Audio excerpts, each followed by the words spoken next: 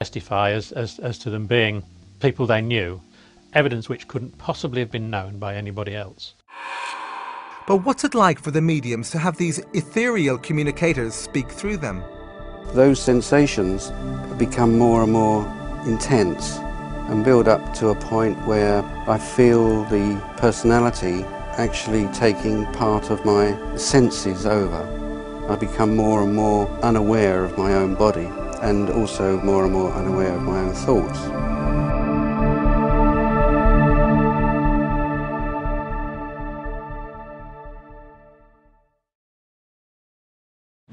My mother died about 1.5 years before my father did, and 3 days before my father died, he saw a vision of my mother and was very disturbed when she suddenly disappeared. And I believe that his death coincided with that vision of her and wanting to see her again.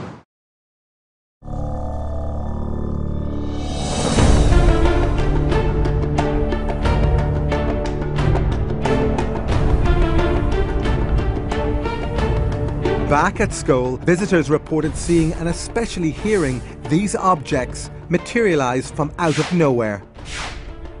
In the language of physical mediumship, these objects are called apports. An apport is an object which is quite solid, which is brought from one location to another during an experimental session, but in so doing apparently passes through solid walls, doors, etc. Well, the total number of apports that we had during the experimental sessions was about 80 or even more. Whilst we were sitting here, this object would arrive, just materialise, and arrive on the table. But as it arrived, that's the sort of noise it would make. Despite the fact that witnesses heard a loud bang every time an apport arrived, no matter how small, skeptics have dismissed this phenomenon as objects merely thrown into the air.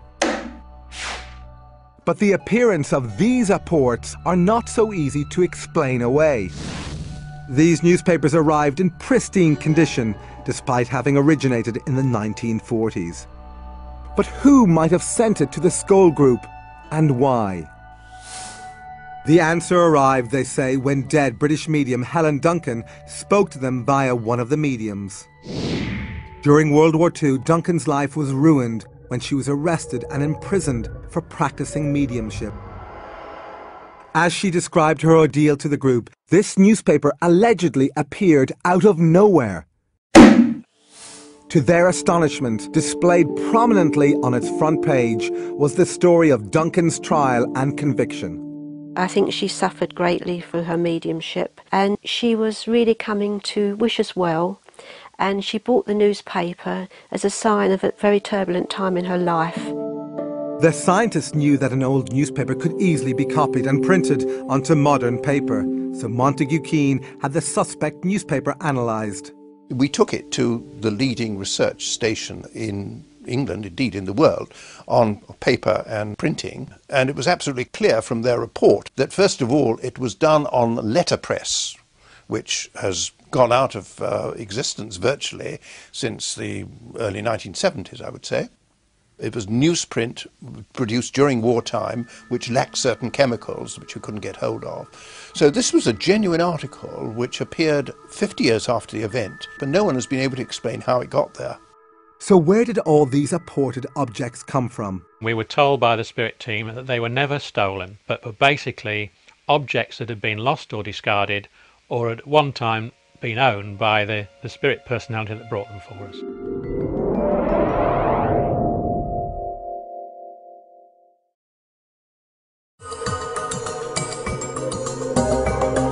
Back in Italy, we were given unique access to film one of Bacci's private seances.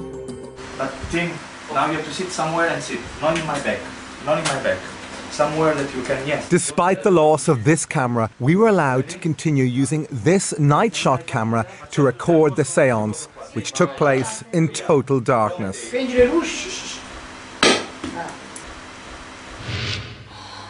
As the seance progressed, the medium went into trance.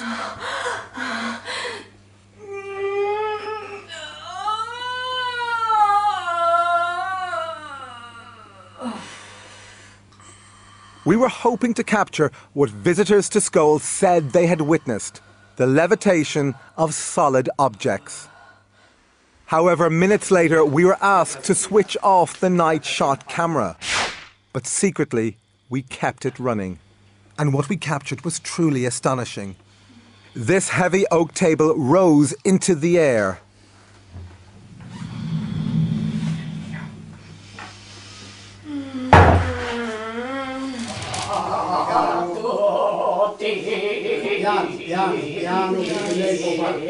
But levitations were not the only phenomena we witnessed during these seances.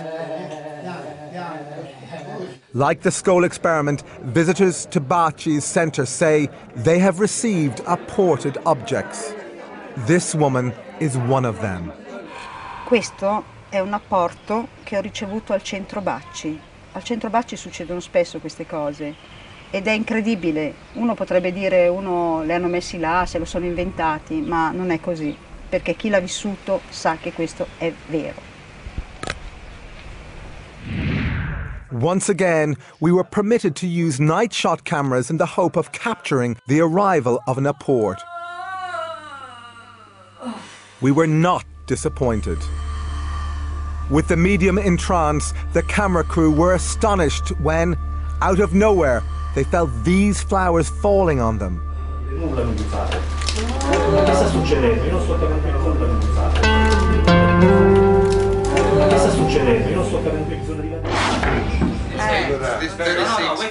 With the lights on, people reacted in amazement at just how many flowers had appeared.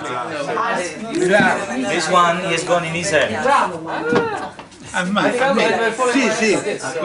Così, proprio in mano. As they collected them, we continued our filming. You see, it has been ripped. It has been ripped. See, it is fresh. Although we saw no signs of trickery, this séance was not conducted under controlled conditions. Therefore, critics could claim it was possible for someone to have thrown the flowers into the room. But apports which have a specific connection to departed loved ones frequently appear at the centre.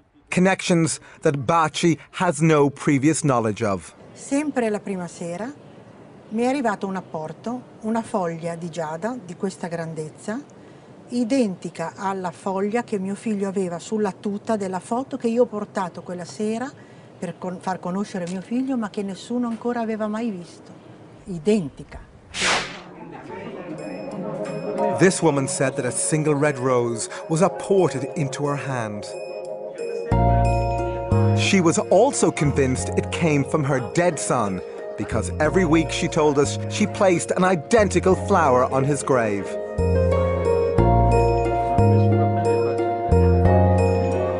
As impossible as it sounds, could this rose really have been sent from the other side?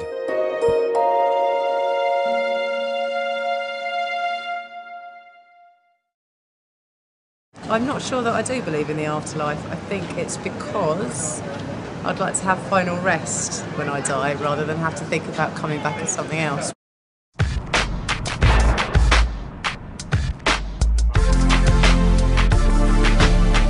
Back at Skull, the phenomena were continuing to progress. The scientists were about to experience something even more shocking. Another thing that happened was that a hand materialized and sort of glowed. And there was this disembodied hand floating around. When I told some of my friends about it, they said it sounded just like the Addams Family. And I commented to the medium, I said, oh, I can see a disembodied hand. And she said, it's not disembodied. This was Mrs. Bradshaw, who was speaking through one of the mediums. And I said, you mean there's an invisible body attached? And she said, precisely. And then she said, would you like it to touch you? And I said, yes. So she said, well, ask it. So I said, hand, will you touch me? And so the hand went round behind me and it tapped me on the shoulder. But could these hands have been hoaxed? This visitor who felt the truncated length of a disembodied arm didn't think so. And I was so startled, I moved my hand and it traveled right up a sleeve. There was a sleeve like a cotton